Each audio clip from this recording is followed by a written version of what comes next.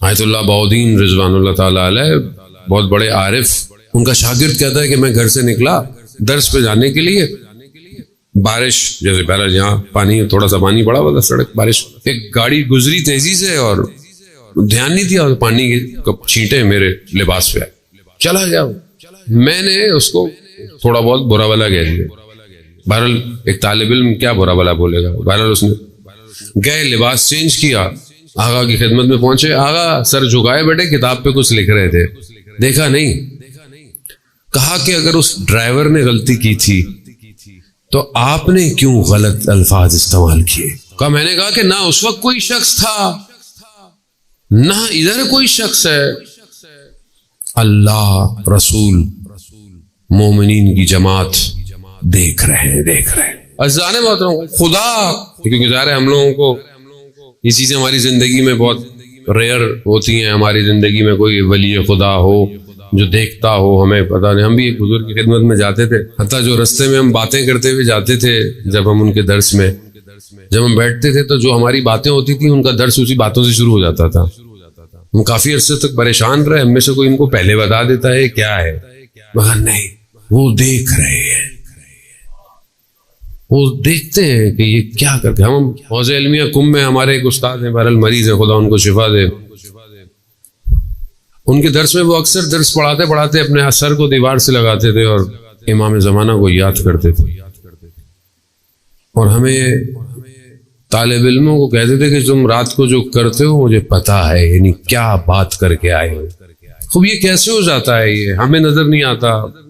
جانے وقت جو اپنے آپ کو اس کی ذات میں فنا کرنے کی کوشش کرتا ہے، کائنات اس کے آگے کھلنا شروع ہو جاتی ہے. اس کا ہدف دنیا نہیں ہوتی.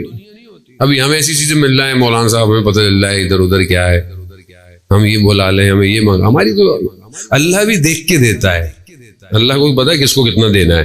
آیت اللہ نخوت کی اصفہانی رضوان اللہ تعالی علیہ کہ ایک شخص بغض رکھتا تھا، رات کو وہ عبادت کے لیے جاتے تھے ان کے پیچھے پیچھے، اور سمجھا کہ میں اکیلے ہوتے ہیں، میں رات کو ان کو مار دوں گا. چھوٹی سی جو بھی اس زمانے میں اس نے اسلحہ لیا مار. اب پیچھے انہوں نے مڑ کے دیکھا کیا ہو گیا. اب وہ اسلحہ نہ چلے، اس سے گھبرا جائے. بولے کیا کرو؟ کہا وہ کیوں کربلا جانا چاہتے ہو؟ اس نے بولا رات کا ٹائم ہے، مشہد کے قریب کوئی علاقہ ہے کربلا. اگر ہاں آؤ. ہاتھ پکڑا اس کو، چند قدم کربلا، رات کو کربلا. کہا نجف جانا ہے. کہاں؟ نجف، مدینہ، مکہ. رات کو سیر کرائی، دوسرے دن تھوڑی دیر بعد وہیں چھوڑ دیا آگے. کہا اب پھر بہرحال یہ بزرگ تھے، یوں ہاتھ پھیرتے تھے، حافظہ بھی واپس ہو جاتا تھا. یعنی جتنا بتانا ہے دکھانا ہے، باقی ڈیٹا ڈیلیٹ. عزیزان محترم، خوب یہ ہے، لیکن اس کا مقصد کیا ہے؟ صرف بندگی ہے، دکھانا نہیں ہے، شو آف نہیں ہے کہ بہرحال آپ کچھ. اللہ کے ولی ہمیشہ معاشرے میں اس لیے ہوتے ہیں کہ معاشرے کی بیک بون ہوتے ہیں، معاشرے کو چلاتے ہیں. یہ تو نارمل ولی ہیں، جو خود ولی الزمان ہے، اس کے وجود کی وجہ سے یہ ساری چیزیں قائم ہیں.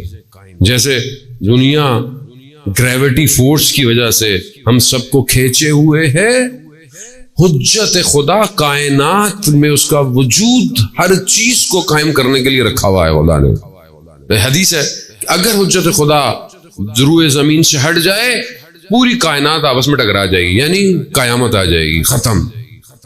حجت خدا ہر دور کے اندر، جب نبی تھے تو نبی ہیں، اوصیاء، اور پھر اس کے بعد یہ ائمہ علیہ الصلوۃ والسلام کا. اس امام کو سمجھنا اس لیے ضروری ہے.